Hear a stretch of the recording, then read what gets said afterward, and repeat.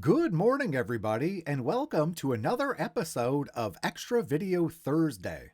The video I put out on Monday of this week was the Tinley Creek Forest Preserve.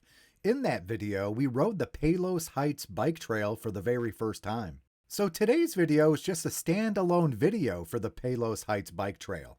If you watched a Tinley Creek video, you've already seen the vast majority of the content in this video, but for those of you who are interested in what the Palos Heights bike trail looks like, this video is for you. We start this video in the Tinley Creek Forest Preserve just as we leave the red loop and get on the tan spur which leads to the trail. What we're going to do at this point is head down here up to Lake Katherine. We're going to turn around, we're going to make our way back.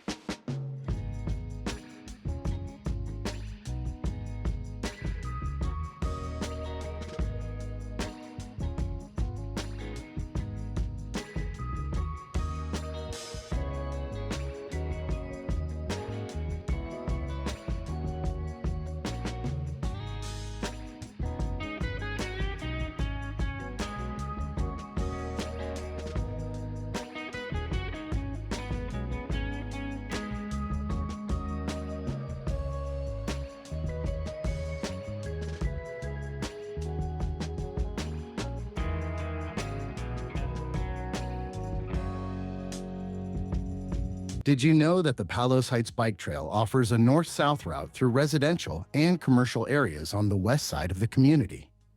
It's also a key connector between two regionally important trails.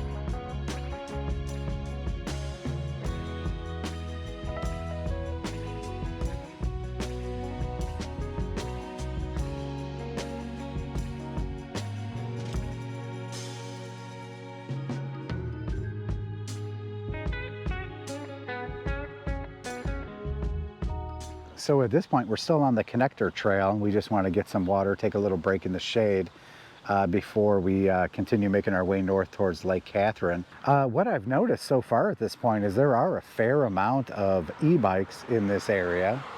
So I don't know if we're in the same town here or if we're in a different town, but e-bikes are definitely more prevalent here than they were when I was riding the Sag Valley Trail system a couple weeks ago. And the quality of the trail is pretty good, as you can see here. You know, there are definitely spots here and there that they need to fix. Otherwise, we're actually not on the red trail anymore, we're on the connector.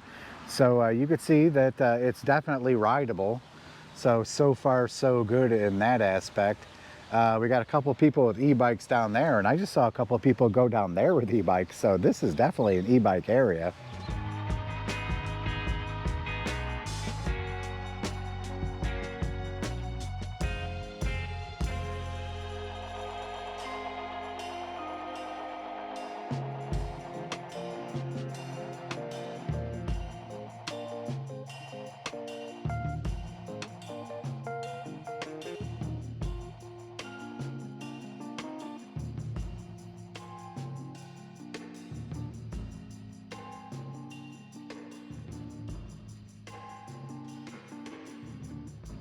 All right, so we made our way north to Lake Katherine here. So this right here is the Cal-Sag Trail. It's where the Cal-Sag Trail actually goes on a street. So if you were to head down this way here, heading west, you can make your way to the Centennial Trail. Back this way here, and then they're going to have you do a left and then another right. You can make your way all the way to Alsip, So we have actually passed this trail a handful of times over the years, never turned on it. So I'm really excited that we were able to check out what is this way here. If you've never been on the Cal-Sag Trail, it's definitely a trail worth checking out. If you were to head all the way west on it, you'd be able to meet up with the Centennial Trail, which you could take north or south from that point. You also have access to the John Hussar I&M Canal Trail from there. One of the things I've been curious about over the years, so we've taken the trail from mile marker 0, which is basically right at the John Hussar I&M Canal Trail, right at the exit. And then we make our way all the way to Freedom Park in Alsip. And then there's a little gap here. And then I'm not sure about this. So I've actually never been on this. If any of you have, let me know in the comments below if that's something that's easy to navigate and worth checking out, because I've never been on this section here.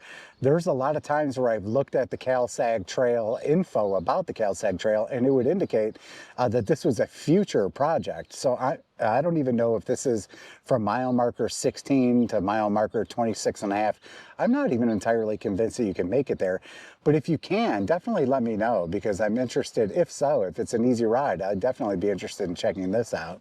So as you can see on the map here, the Palos Heights Alsip map, so we're right up here at Lake Katherine. So what we did was this yellow trail on this map, which connects us to the red trail. It looks like it's actually green on this map, but this is the red loop at Tinley Creek Forest Preserve.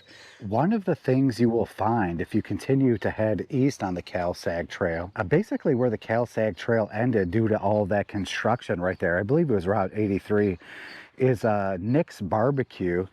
They have gyros that were actually fabulous. I'm actually rather picky on the quality of gyros.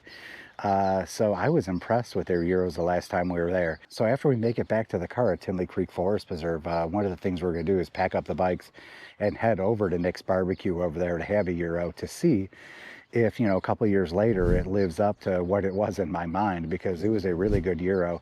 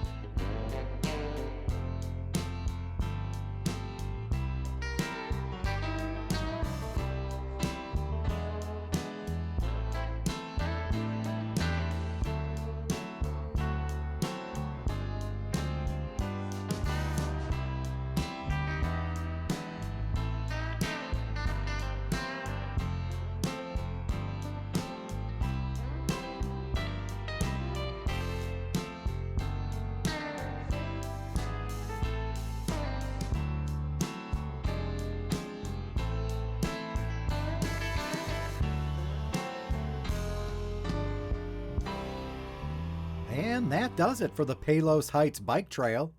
Let me know what you think of the trail in the comments below. If you are familiar with this area and you know of somewhere I should check out the next time I'm there, definitely let me know.